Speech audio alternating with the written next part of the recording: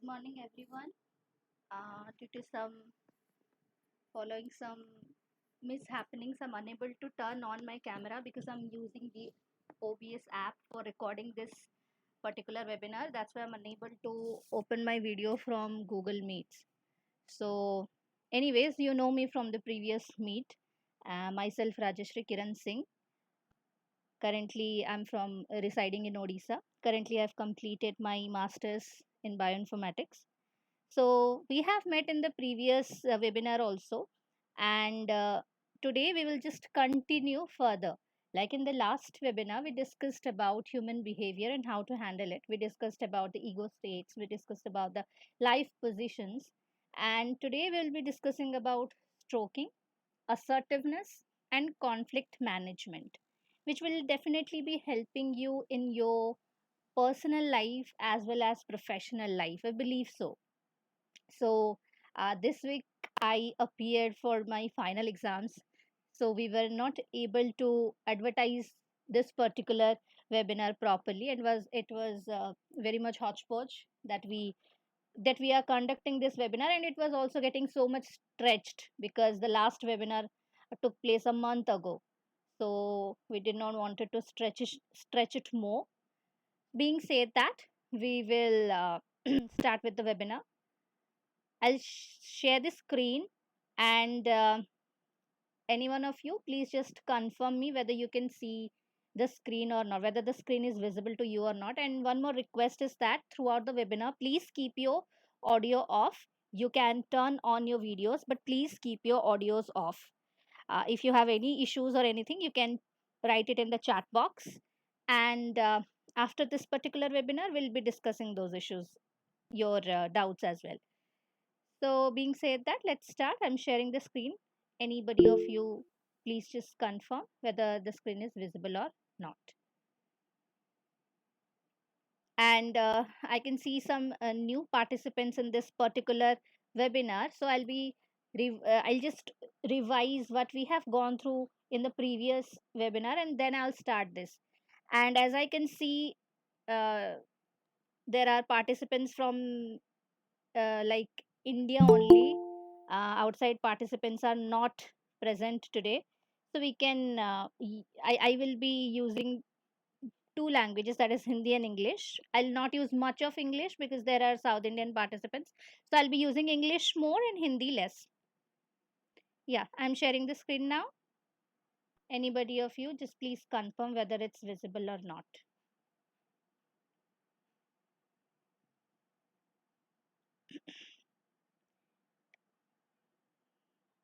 Uh, okay, thank you. So let's start with today. It's 28th April. Its importance is that it is celebrated as World Day for Safety and Health at Work. This day is observed on 28th April every year by the International Labour Organization since 2003. So this day marks how to improve occupational safety and health and looks to continue these efforts through several changes like technology, demographies, climate change, etc. Being said that, as we discussed in last class, when you talk, you're only repeating what you already know. But when you listen, you may learn something new. That's the motto of this webinar. Listen to something, and definitely you'll learn something new. Now, let's just revise what we learned in the last webinar. That was human behavior and how to handle it. So, first is human behavior. So, according to psychology, it's the activity of an organism interacting with its environment. Environment includes everything. Environment includes people that you're interacting with. Environment includes the living and non-living, both the norms, how you interact with the living and non-living. And when we talk about human behavior, we talk about the interpersonal communication also. Now, what is interpersonal communication?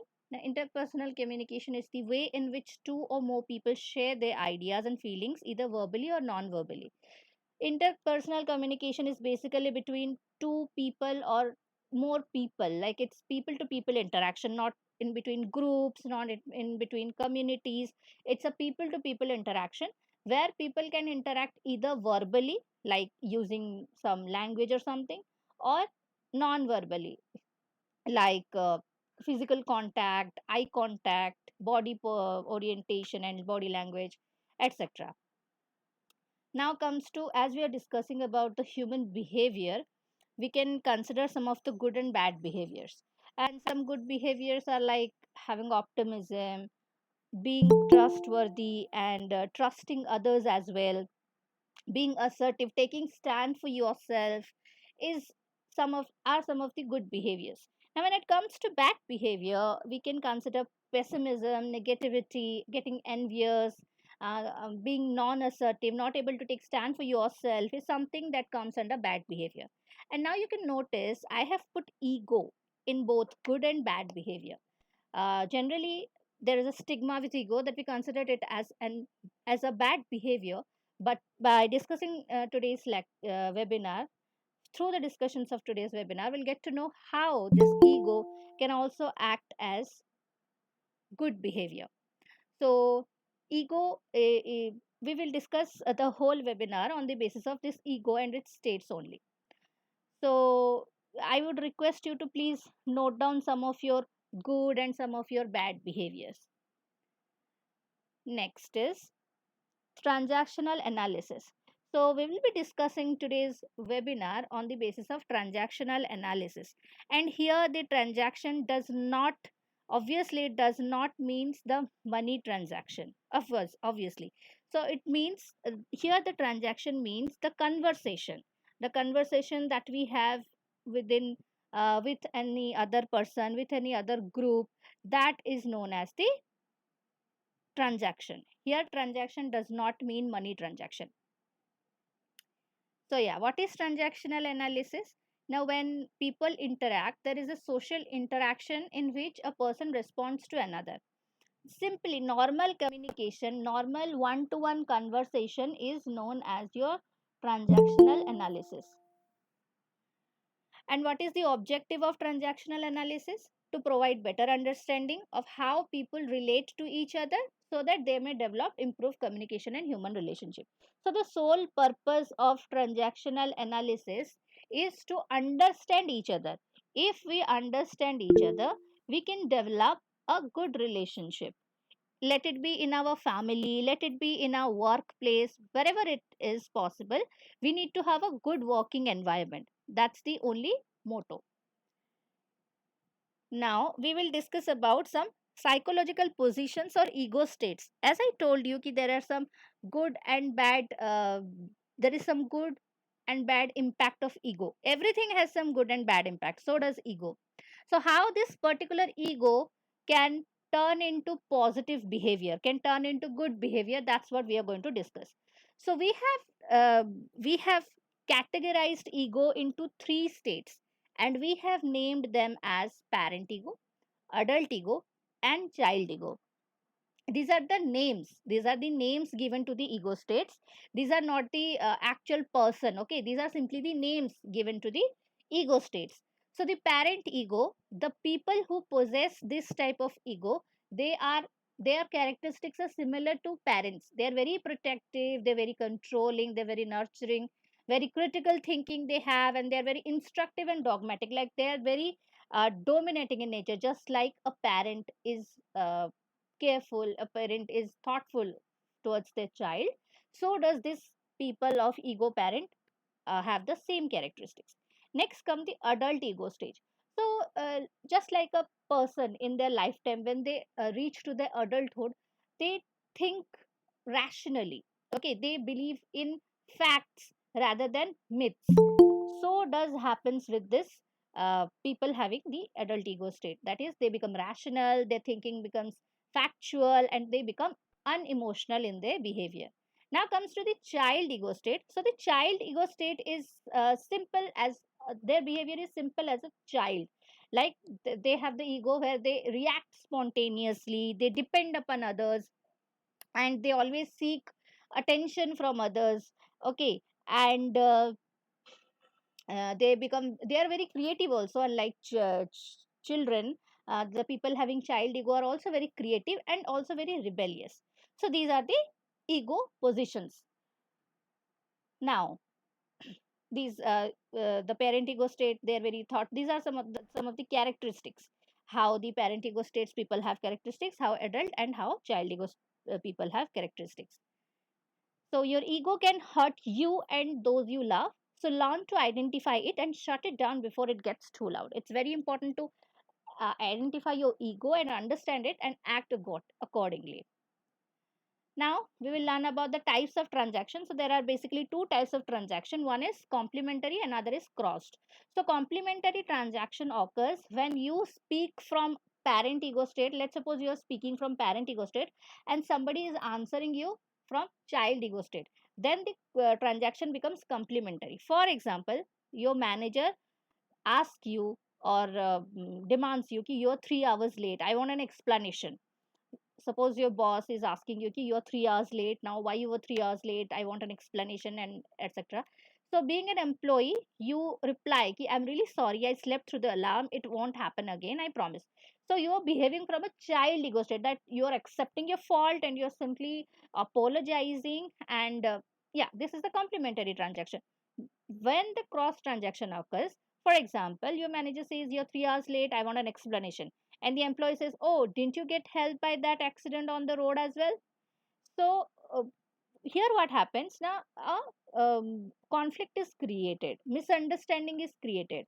Okay, so when you should understand the ego position from which a person is asking you questions, from which a person is trying to communicate with you, accordingly you should reply from this opposite ego state, so that your transaction or your communication will be complementary or it will be direct. You can attain a successful communication, successful transaction in that way. Now that you're clear about complementary and cross transaction, now let's head on to the life positions. This is very important, please listen carefully. The ego states we learnt about, that was the parent ego state, adult ego state, and child ego state. Based upon that, we have four life positions. So, life positions are a combination of two viewpoints.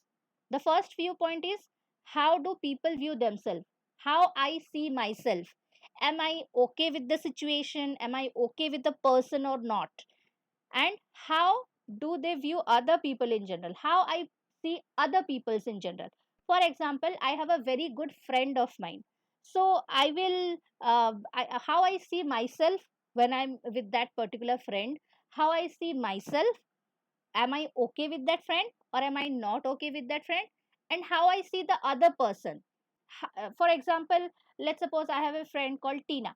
So am I okay with Tina or not, and how I see Tina, each Tina okay or each Tina not okay, that also matters.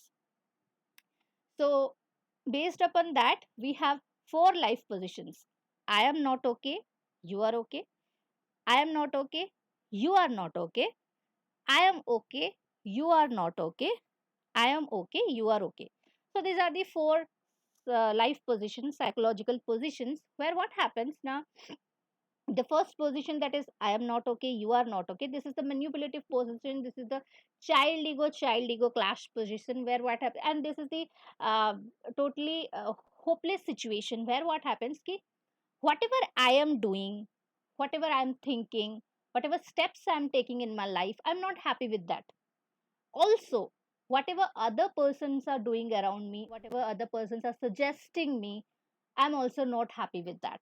So this is the situation where I feel I am not okay, and I also feel ki others are also not okay. So I'm not listening to myself, nor also to the other people, not even to my family members, not even to my friends, uh, colleagues, or any advisor. I'm listening to no one.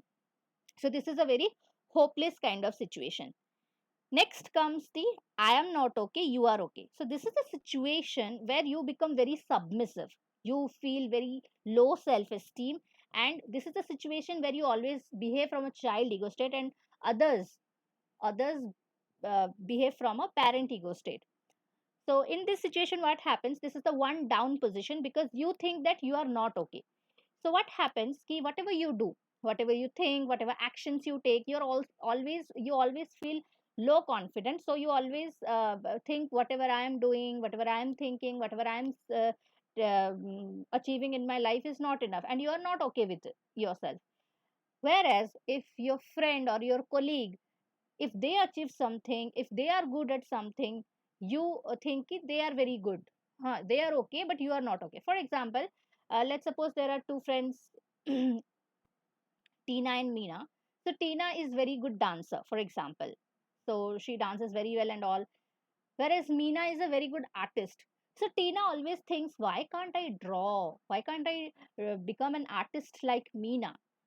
So what happens? Ki Tina never encourages what she is good at. She always tries to become like Meena. So that's not good. If you are feeling I'm not okay, you are okay, you cannot sustain in this particular environment. People will suppress you and overcome you. Always they will try to do that. Next situation is I am okay, you are I am okay, you are not okay. So in this situation, what happens? It is the one up position where you always get overconfident and you suppress others. Okay, this in this situation what happens ki unknowingly you become self obsessed and you become aggressive. For example, you think whatever I am doing, whatever I am eating, whatever I am wearing, that is good. Whatever others are using, that is not good. So this is a situation where you become self obsessed and you become aggressive in a way. So the best position is I am okay, you are okay. This is the assertive position. This is the adult ego to adult ego transaction position where you think I am okay, whatever I am doing, whatever I am thinking, whatever I am wearing, whatever I am eating, it's okay. Also, whatever the other person is doing, whatever the other person is thinking, speaking, that is also okay. So in this situation, what happens? You get a chance, you get a scope to have a discussion. Okay, when you think, for example, you invited your colleague at 7 p.m., for example, but they are unable to come. So if you behave like I am not okay, you are okay, so you'll be like, okay, okay, I maybe it's my fault that I called them at 7. I should have called them at 6, or I should have called them at 8. If you behave from I am okay, you are not okay, then what happens? Ki, I called them at 7 p.m. How dare they not reach by 7 p.m.? They should have reached by 6:45. They should be careful. This, that. So in that case, what happens? You won't be able to realize, or you won't be able to learn about the actual problem that person faced. Why that person was unable to reach at 7 p.m.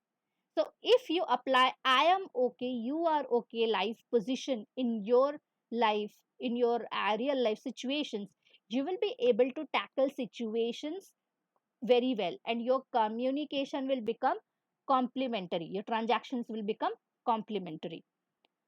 Now, this was the thing that we discussed in the last class. Up to this, we discussed in the last webinar, transactional analysis and leadership, and benefits of transactional analysis. Obviously it helps you to improve your interpersonal communication when you're able to understand the person, the front person that with whom you are talking to, with whom you are communicating to. If you're able to understand their psychological position, definitely you will be building a very good relationship with them. So it also helps you in converting a crossed transaction to complementary. Suppose you're having communication with someone and your communication is going crossed, like you can sense ki it's going wrong. So in that case, you can always make the communication complementary if you have the knowledge of transactional analysis. It helps to understand why others sometimes respond as they do. So you can, if somebody is very spontaneous in responding, and if someone is very polite in responding, you can learn why that person is behaving in such a manner.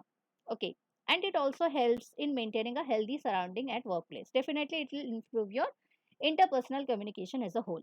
So this is what we have discussed in the last webinar. Based upon uh, these particular concepts, we will be heading forward. So today we will be discussing about stroking. Okay, so can anybody tell me what is stroking? What do you understand by stroking? Simply tell me, or you can write it in the chat box also. Patting on back. Yeah, yeah, it's a kind of tapping on back. Yeah, absolutely correct. Anyone else?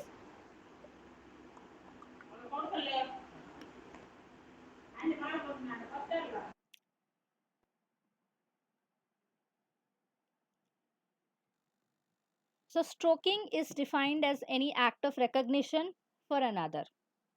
Okay, so stroking means it is an act of recognition. Whether you're doing good work, whether you're doing bad work, you need stroking. By stroking only, you will be able to understand whether I'm doing good or bad. So, people seek stroking in their interaction with others. Even in your even if you are interacting with your family members, friends, or in your office place, if you're interacting with your colleagues, you always seek stroking, because stroking helps you understand whether you're going right or wrong. So people seek stroking in the interaction with others. Okay, stroking is any act implying recognition to another's presence. So the actual word, the stroking word, is originated from studies of the need that babies have for physical affection or stroking as they develop. So it applies now to all types of recognition, such as physical, verbal, and non-verbal contact between people. Stroking may be physical or verbal or non-verbal. So in recognition, such as uh, physical stroking, how you can do physical stroking? By handshaking you can do a physical stroke, and by verbally, for example, your supervisor says ki, Tina, you had an excellent sales record last month. So this is some kind of verbal and verbal stroking. Physical stroking is shaking hands firmly, that comes in your physical stroking. Now, stroking also is of three types. One is positive stroking, another is negative, another is mixed stroking. So, what is positive stroking? Positive, and all these three types of strokings are necessary to understand how we are performing at our workplace. So, strokes may be either positive or negative or mixed. So, positive strokes feel good. Okay, when we get some positive stroking, some positive compliments, some positive shoulder taps or handshakes, we feel really good. And positive stroking contributes to a person's sense of being okay. When somebody is giving you positive stroking, they let you feel that you're okay. And negative strokes hurt physically or emotionally and make us feel less okay about ourselves. When somebody gives you a negative stroking, in a way they are giving you negative comments, or they are behaving in certain negative way with you, so that decreases your level of being okay. For example, and also there are mixed stroking, where somebody is giving you positive as well as negative comments. For example, for if your supervisor says ki, Tina, that's a good advertising layout considering the small amount of experience you have in this field. So in this case, your manager or your supervisor is saying ki, you have done a very nice work, but you have very less experience. So this is a kind of mixed stroke. So, in this particular instance, the supervisor is communicating in a judgmental parent to child pattern. And perhaps the negative stroke about lack of experience is included to show superiority or in retaliation of for an earlier negative stroke given by the employee. So, surprisingly, people do not always seek positive stroke. Okay, people also deliberately they need negative stroking also. They may seek negative stroke for such reason as guilt or poor self image. For sometimes what happens ki, people, there are certain people who have child ego state. They commit some mistake and they start behaving ki, punish me, please punish me, then only I'll get rectified or corrected. You should not behave like that. You should understand what mistake you have done and you should try to rectify it. All the time negative stroking punishment is not necessary. So this is especially true for people who feel not okay. As I told you, if you're feeling not okay about yourself, you'll always seek that attention from others, and you'll always seek negative strokes from others. Negative stroke completes a social transaction as they think it should be. That is, it restores balance from their point of view. Like when a supervisor criticizes an employee for being tardy, the employee may feel relieved of guilt since the expected punishment has been received. But however, the punishing approach does little to solve the employee's tardiness problem. So when somebody is having some problem, try to communicate with them, try to interact with them, try to understand the problem and act upon it, rather than these strokes and all. Try to understand the problem and act accordingly. So in this particular case, where for example there is an employee who is working continuously for 6 hours and feeling very tired, and the supervisor comes and says, why you are feeling so tardy and all. So in that case, the supervisor can normally secure a better result by avoiding the punishing parent to child approach and initiating an adult to adult communication. What happened, why are you feeling tired, like this. So, using this adult to adult communication, the supervisor might say, good morning, Tina. Did you have some problem in this morning? Why are you feeling so tired? So, this type of discussion might develop the problem solving conversation, and it can turn the conversation from I am not okay, you are okay, to I am okay, you are okay. And that will reduce the probability of future tardiness also. So, employers also should be aware of the difference between conditional and unconditional stroking. There are two types of stroking. One is conditional, another is unconditional. So, conditional strokes are offered to employees if they perform correctly or avoid problems. Okay, for example, a sales manager may promise that I'll give you a raise if you sell three more insurance policies. Okay, whereas unconditional strokes are presented without any connection to behavior, like unconditional in conditional strokes, you get some incentives, you may get some bonus, you might get some money, some gifts. But in unconditional stroke, you do not get any material thing, but you get some compliments, like I like you, you look very beautiful, you have done very good job. Okay, these kind of things you get in unconditional stroke, whereas in conditional stroke you get some materialistic things. Next comes assertiveness. So assertiveness is the concept of taking stand for yourself. Okay, some people feel that they have been manipulated, they have been criticized and unfairly dominated, which leads to feel of not okay. Okay, for example, you are in a school, or you are in a college, or you are in a workplace. Okay, so some people found themselves not okay in their work organization or school or college. So they feel they have been manipulated, they have been criticized and unfairly dominated. Although this is potentially a problem for anyone, particularly the women and the minorities feel this way. If in a workplace there are, for example, out of 100 employees, 70 employees are male and only 30 employees are female. So they automatically they become the minority and they start to feel not okay about themselves.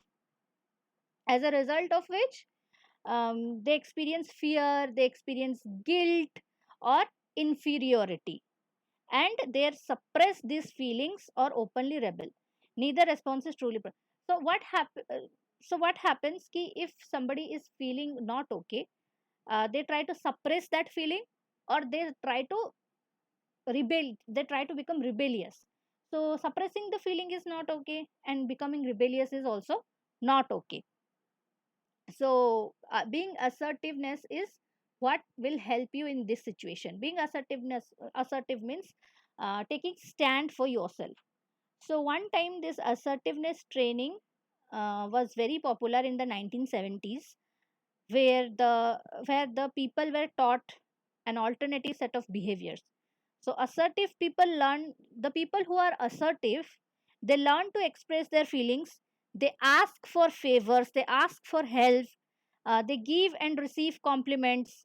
Okay, they request behavioral changes and refuse unreasonable requests.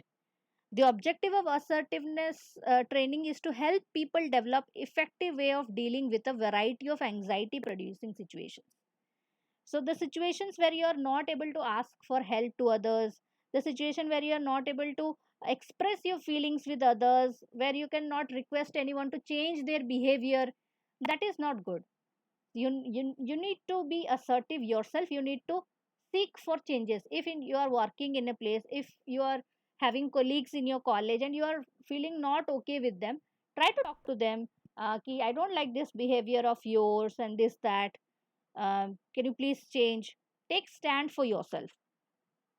The people who are assertive, they're very direct, they're honest and expressive in their feelings.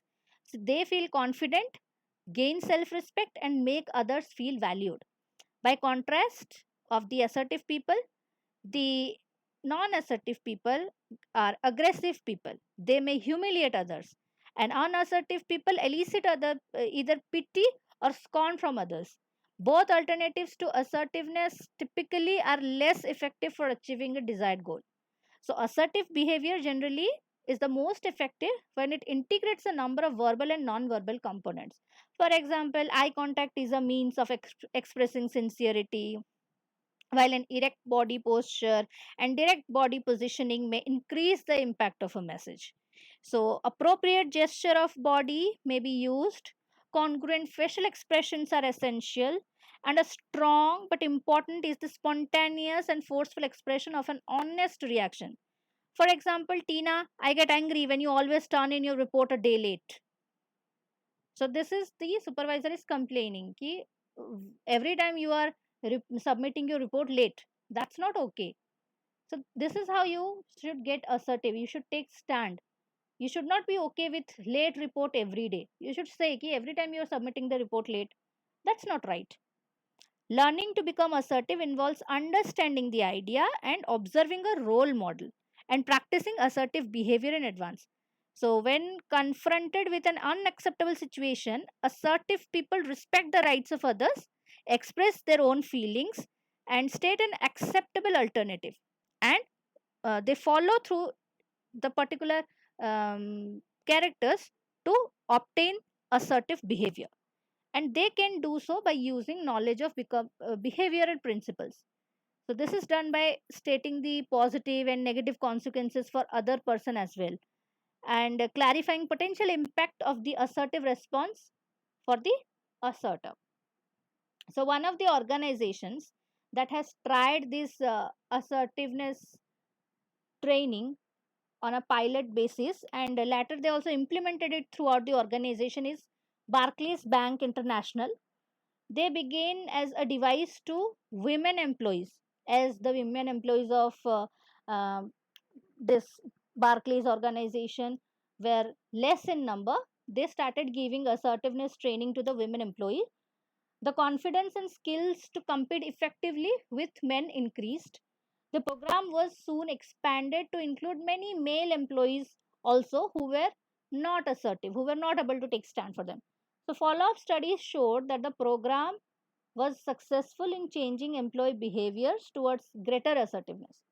So assertiveness training and transactional analysis are combination can be are a combination, and they can be a powerful tool for increasing our interpersonal effectiveness. Both the assertiveness and transactional analysis share the same goal of helping employee to feel okay about themselves and others. Both also endorse the use of more adult based problem solving attitude. The result is that they help improve communication and interpersonal cooperation. So, together, they form an important foundation for the challenges that confront people who work in small groups. So, these are some of the characteristics of people who are assertive and who are not non-assertive or unassertive people. So, being assertive means basically to be able to take stand for yourself, to express your feelings, to behave directly, to be able to explain the problem that others are creating, the problems that you are facing because of others. That is being assertive. And you should be able to recognize whether somebody is giving you like actual reasons or just faking the reasons. You should be able to understand that as well. So, next and most important thing of today's discussion is conflict and conflict management. I hope you guys have understood up to this stroking and assertiveness. I hope you guys have understood. Please react in the chat box.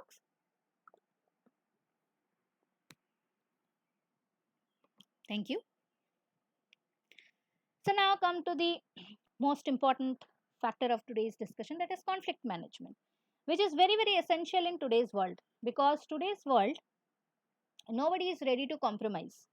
Let it be father son, father daughter, mother son, mother daughter, husband wife, brother sister, in the workplace also, among friends also, nobody is ready to compromise. Okay, so in that case it becomes very difficult to manage a conflict. So let's understand what conflict is and how we can manage conflict. So as people with different backgrounds, point of view, different values, different needs, and different personalities interact.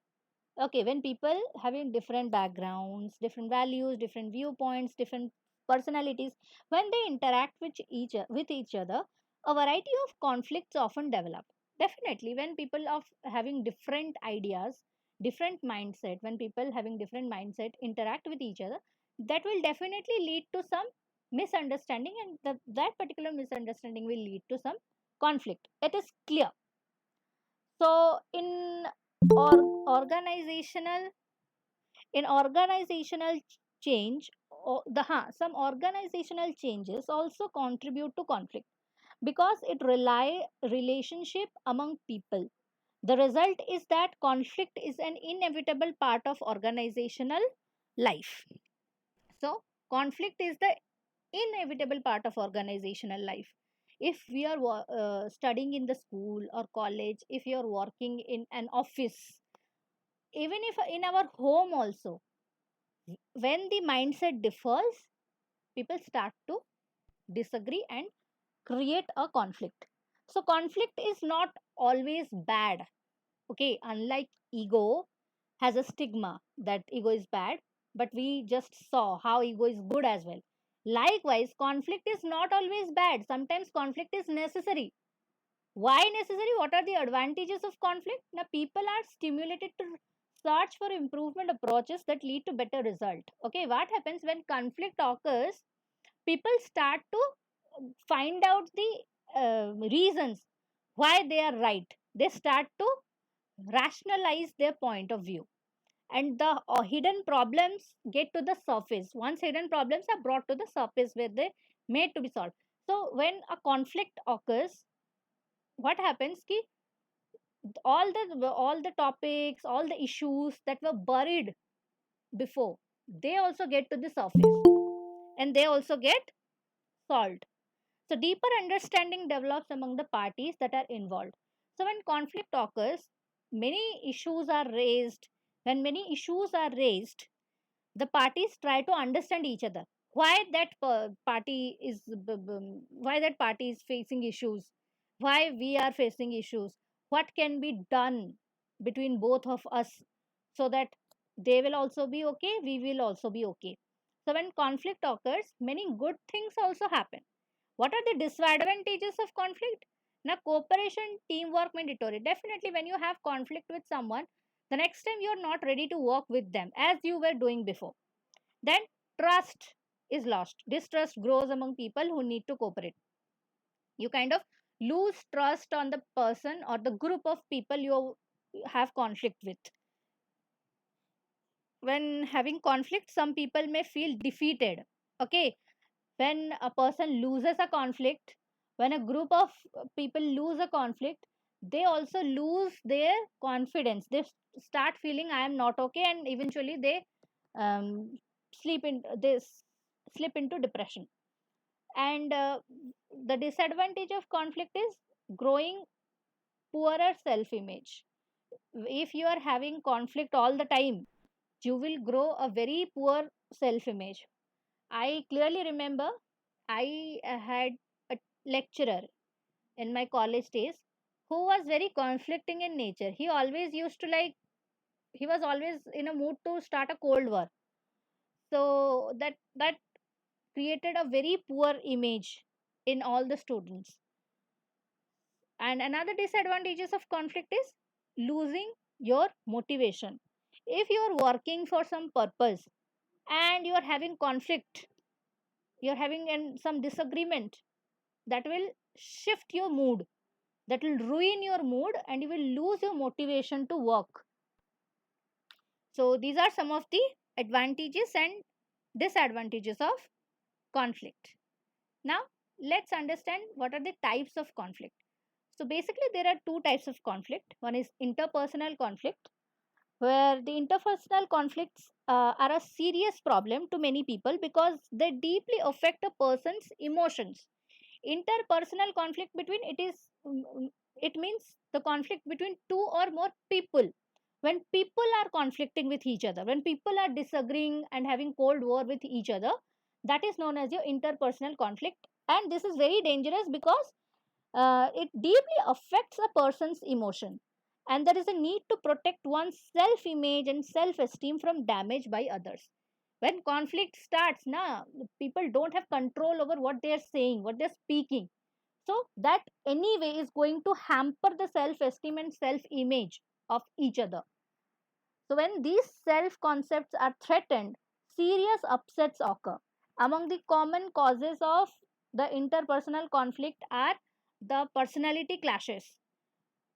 When your personality, you're having one type of personality, they are having one type of so for example, there are two colleagues, Tina and Meena. Tina is having the straightforward personality and Meena is having the non assertive personality. She is not able to express herself properly. Definitely they are going to have a conflict.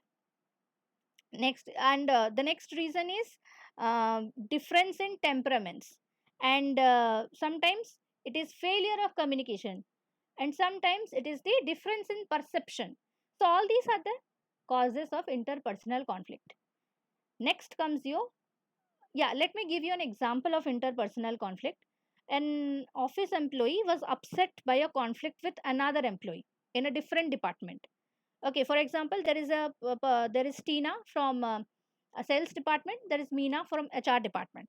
So it seemed to the first employee, it seemed Tina, that there was no way to resolve the conflict. Tina thought there is no way to resolve the conflict. Okay, but however, when a counselor explained the way the different organizational roles of the two employees as seen from the whole organization point of view, the first employee, that is Tina's perception changed and the conflict vanished. Tina is from sales department, Meena is from HR department, for example, and they are having a very brutal conflict with each other, and they believe that there is no way that our conflict will be resolved. So what happens? A counselor is called. That counselor makes Tina and Meena sit, and the counselor starts to console them. Ki what is the job role of Tina? If Tina is not able to bring customers, the company won't be able to uh, pay the employees properly. Again, the counselor also explains the role of Meena. That Meena is the HR manager and she manages everybody. And if Tina will not listen to her, then there will be no peace in the organization. So this is the example of interpersonal conflict. Next is your intergroup conflict. From the name itself, it is evident that intergroup means the conflict between two groups at workplace. Okay, intergroup conflict is between different departments. In the first example, what happened? Now, an employee from the sales department, Tina, employee from the HR department, Meena, they were having conflict. But in intergroup conflict, what happens? Now, the sales department, the HR department, both start to have conflict. Or, for example, the finance department and the administrative department might have a conflict. So, that is the group. Okay, intergroup conflict. And what are its causes? A different point of view, group loyalties, or competition for resources. Main reason is competition of resources. For example, there is a company who is giving the uh, HR department 2 lakhs rupees um, for buying the resources, and it is giving 1 lakh rupees to the finance department to buying the resources. So there will be a conflict. Why the organization is giving HR department 2 lakhs? Why it is giving 1 lakhs only to the finance department? It should equally divide the resources. So that might be a reason for the conflict. So we learnt about interpersonal and intergroup conflict. Now let's understand how we can resolve the conflict. What are the outcomes of conflict and how can we resolve them? So, unlike the life position, here also we have four situations. When a conflict occurs, I want to lose or I want you to lose. I want to lose, I want you to win. I want to win, I want you to lose. I want to win, I want you to win. We will understand these four situations. First situation is I want to lose, I want you to lose. मैं तो हारूंगी हारूंगी तुमको भी हारना पड़ेगा I will lose also you will have to lose as well. So this is the situation where what happens, a very strong, very ugly type of conflict takes place, and this can sometimes lead to murder or suicidal cases also. This is very very bad type of conflict when you want to lose and you also want the other person to lose. Okay, this is very bad situation. Conflict situation are divided into four outcomes. These are the four outcomes. Okay, and the first situation is lose lose, where one person wants to conflict to deteriorate to the point where both parties are worse off than before. This might lead to a murder or suicide in an extreme example of this. So this is very very very helpless situation. The next is your I want to lose and I want you to win. This is the second quadrant situation, which portrays a situation where one person see the benefit of being defeated on the issue. Okay, the perspective may emerge because of the preponderance of evidence or because of the person hope that the other party will reciprocate in the future. So what happens ki I want to lose in this situation. I want to lose. Why will I want to lose? If I see some profit, then only I will want to lose. In this situation, a person consider, for example, there is a supplier and there is a merchant. The supplier is providing to the merchant. The supplier is providing every day, and for 2 to 3 consecutive days the supplier was unable to supply the goods, and the merchant, he was very furious and he deducted the price money for 3 days. You have not supplied the goods properly, so I will not pay you for 3 days. In that case, instead of having conflict with the merchant, the supplier will say okay fine, no problem, next time onwards I will try to supply you properly without any delay. Why? Because the merchant is the permanent customer of the supplier. That's why he doesn't want to mess up with the merchant. And that's a good move actually. It's good to lose sometimes. It is good to lose sometimes to maintain a good relationship with others. It is good to lose sometimes also. The third situation is I want to win, I want you to lose. If always when you want to win, that is not good. Okay, so the win lose strategy often seems to dominate emotional conflicts. When you always want to win only, in a way you are trying to dominate others. Okay, one individual acts so as to become the victor through defeat of the other. These type of conflicts are the product of a fixed pie syndrome, wherein each party believes that it can gain only at the expense of the other. Now, what is a fixed pie syndrome? Fixed pie syndrome, buying a used car is the classic example of a fixed pie syndrome, which gives us some hints about what really distinguishes this type of negotiation. So, when we are buying a used car, one issue and two positions. In the used car transaction, the only issue is price, and there are two positions. The buyer wants to pay as little as possible, and the salesman wants to get as much as he can. So, in a fixed pie syndrome, we see that there is one main issue with no complex underlying interest and there are no trade offs. So, each side is only working to maximize their gain at the other's expense. No relationship is built. There is not likely to be an ongoing relationship between the buyer and the used car salesman. So, the negotiation is competitive and adversarial only. In fixed pie syndrome, neither party cares about the other party's level of satisfaction or whether they are happy with the outcome or not.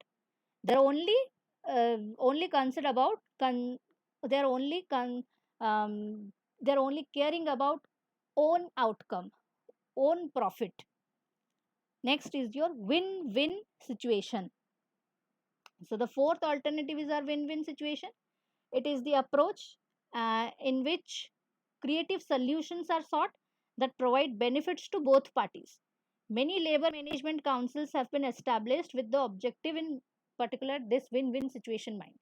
So in win-win situation, what happened now? There are several issues to negotiate around with underlying motivation and interest. When you try to win-win the situation, you start to listen to other. This is equal to the I am okay, you are okay situation. When you want to win, you also want the other party to win. You guys have a discussion and you come to some point. When you come to some agreements that okay, I will do this, I will gain something and I will sacrifice something.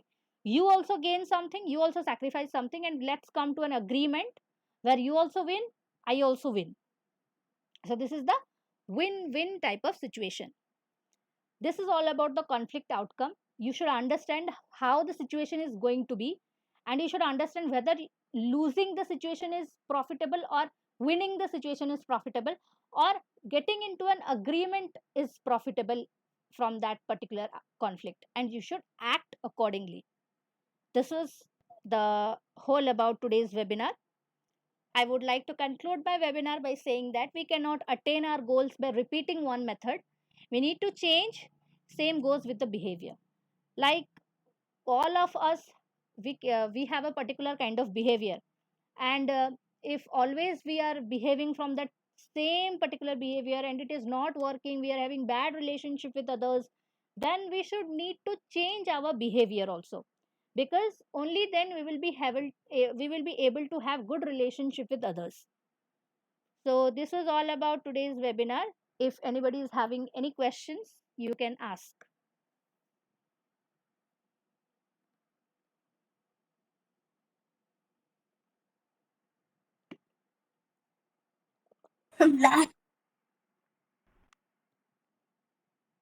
Yes, can you repeat?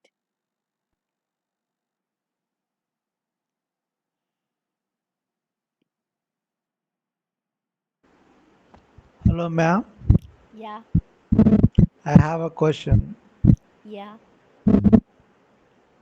Okay, the society around when when I am receiving negative feedback all the time, I mean negative stroking Hmm. all the time, what I'm supposed to do? So, what is the exact thing that you're doing because of which you're getting negative strokes? Uh, Is it related to your occupation? relation. Is it related to your occupation, or they're simply just taunting you?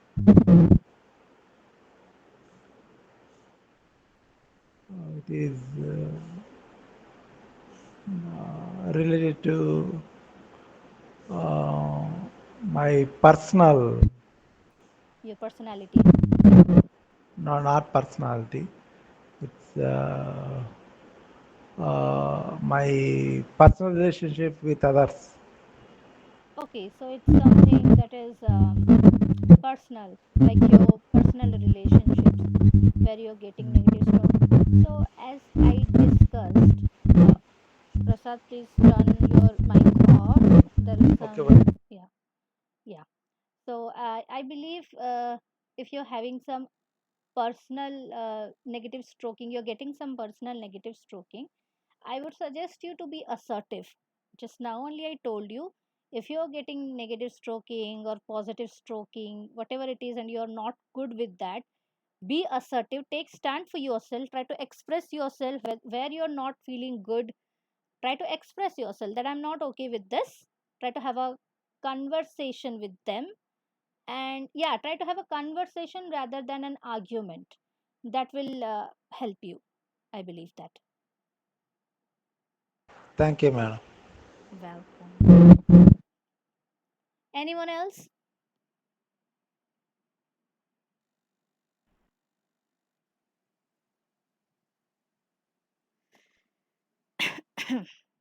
If anyone is having any, if anyone wants to discuss anything, you can also share your ideas in the chat box, or else we'll wind up.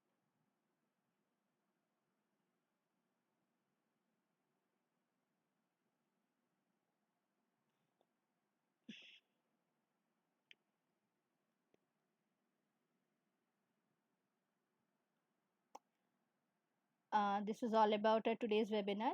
Thank you so much for joining. And now I would like Albert to, yeah, Survi Iyengar, do you have any questions?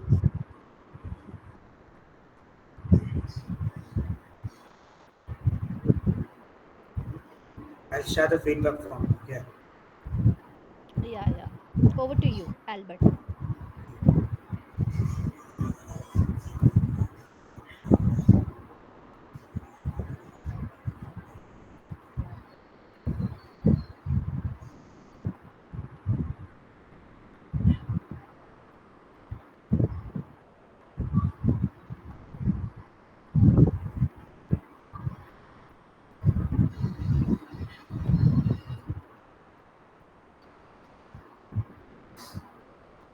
I'm sharing the feedback form. Kindly fill it and let, let us know your valuable feedback. Yeah, kindly fill the feedback form. It'll be really helpful. Kindly fill it. Albert has shared it in the chat box. Kindly fill the feedback form. Thank you.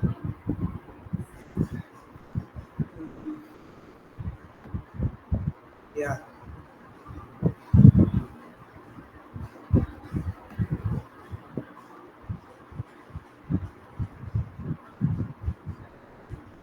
Here are the vote of thanks. Dear participant, on behalf of fantastic team, I extend heartfelt gratitude to each of you for your active participation and engagement in our webinar on human behavior. Your enthusiasm, insightful questions, and thoughtful contributions have made this event a resounding success. It was truly inspiring to witness the exchange of ideas and experiences among such a diverse group of individuals passionate about understanding human behavior. We are immensely grateful to our esteemed speaker, Rajastri Kiran Singh, for sharing her expertise and shedding light on various aspects of human behavior, sparking meaningful discussion that will undoubtedly continue beyond this webinar. Your presence has enriched this platform and has further fueled our commitment to promoting knowledge and understanding in this field. Thank you once again for your invaluable contribution, and we look forward to your continued support in our future endeavors. Thank you. Thank you so much, Albert. Also, guys, we have an announcement that this particular we had two consecutive webinars on human behavior. We are planning to have more such webinars, and I would like to know your opinions. Like next webinar on which topic we can have our next webinar on, and it should not only be related to like human behavior or history or economics or something like that. We can have webinars on topic of interest as well. For example, we can include paranormal behavior topics. We can invite some people from paranormal environment, like the people who deal with those, and we can have discussions with them. Or any topic of interest you have, you can pitch your ideas. We will definitely try to have uh, we will definitely try to conduct a webinar on that particular topic. So, yeah, with that being said, I hope you guys have filled the feedback form. Albert, please share the feedback form again.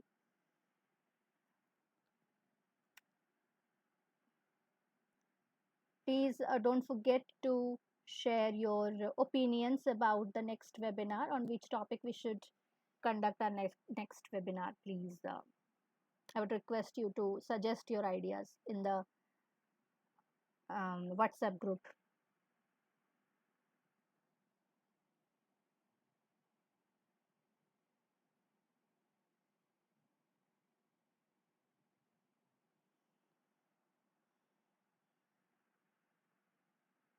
Have you taken any pic, any screenshot, Albert? Yeah, I'll take. Okay. Okay, guys. So thank you so much for joining, and thank you so much for listening and sharing your ideas. I hope we will meet in the next webinar with some interesting topics. Till then, take care. Have a nice day. Thank you so much, everyone.